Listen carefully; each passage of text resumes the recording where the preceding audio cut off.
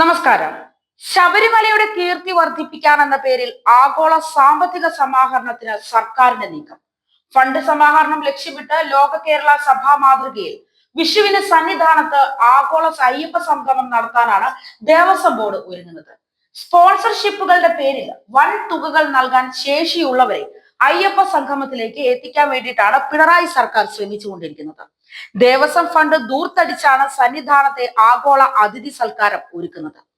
50-ലധികം രാജ്യങ്ങളിലെ പ്രതിനിധികളെയാണ് അയ്യപ്പ സംഗമത്തിലേക്ക് ലക്ഷ്യം വയ്ക്കുന്നത് എന്നാണ് Thiruvithamkoor Devaswom board president PS Prashanth വാർത്താ സമ്മേളനത്തിൽ അറിയിച്ചിരിക്കുന്നത്. എന്നാൽ പ്രതിനിധികളെ തെരഞ്ഞെടുക്കുന്നതിന് പിന്നിലെ മാനദണ്ഡം എന്താണ് എന്ന് ഇതുവരെയും വ്യക്തമാക്കിയിട്ടുമില്ല. ഇതിന് പിന്നിൽ ചില ഗൂഢലക്ഷ്യങ്ങൾ ഉണ്ട് എന്ന വാദമാണ് ഉയരുന്നത്. ശബരിമലയിൽ വൻ ഭക്തജന തിരക്ക് അനുഭവപ്പെടുന്ന വിഷുവിന് അന്ന് തന്നെ ഭക്തജനങ്ങൾക്ക് ദർശനത്തിന് തടസ്സമായേക്കാവുന്ന വിധത്തിലാണ് സന്നിധാനത്ത് ആഗോള സംഗമം സംഘടിപ്പിക്കാൻ പ്ലാൻ ചെയ്യുന്നത്. വിദേശ പ്രതിനിധികളുടെ യാത്രാ ചെലവ്, താമസം, ഭക്ഷണം എന്നിവ ഒരുക്കുന്നത് സംബന്ധിച്ചോ സംഗമത്തിലെ പരിപാടികളെ കുറിച്ചോ വെളിപ്പെടുത്താനും ദേവസ്വം ബോർഡ് പ്രസിഡന്റ് തയ്യാറായിട്ടില്ല. ഇതിന് പിന്നിൽ എന്തൊക്കെയോ ഗൂഢതയുണ്ട് എന്നാണ് പറയുന്നത്.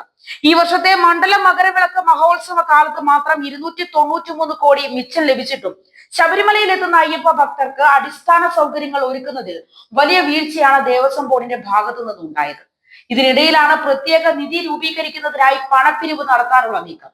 അയ്യപ്പ ഭക്തർക്ക് കാലങ്ങളായി സന്നിധാനത്തും പമ്പയിലും സൗകര്യം ഒരുക്കിയിരുന്ന അയ്യപ്പ സേവാ സംഘത്തെ ഉൾപ്പെടെയുള്ള സംഘടനകളെ ഒഴിവാക്കുകയും ചെയ്തു. സന്നദ്ധ സംഘടനകൾ ഭക്തർക്ക് സൗജന്യമായി നൽകിയിരുന്ന അന്നദാനവും കുടിവെള്ളവും പോലും വിലക്കിയിരിക്കുകയാണ്. നിലയ്ക്കൽ മുതൽ തീർത്ഥാടകരുടെ വാഹനങ്ങൾ തടഞ്ഞ് നിർബന്ധമായി KSRTC ബസ്സുകളിൽ കുത്തി നിറയ്ക്കുകയും ചെയ്തു. ഇതേ സർക്കാർ തന്നെയാണ് ലോകപ്രസിദ്ധമായ ശബരിമലയ്ക്ക് കീർത്തി വർദ്ധിപ്പിക്കാൻ എന്ന പേരിൽ സംഗമം നടത്തുന്നത് എന്നതും ദുരൂഹമാണ്. ഇതിന് പിന്നിലെ പണപ്പിരിവിനെ കുറിച്ചും ദുരൂഹത നിറയുകയാണ്.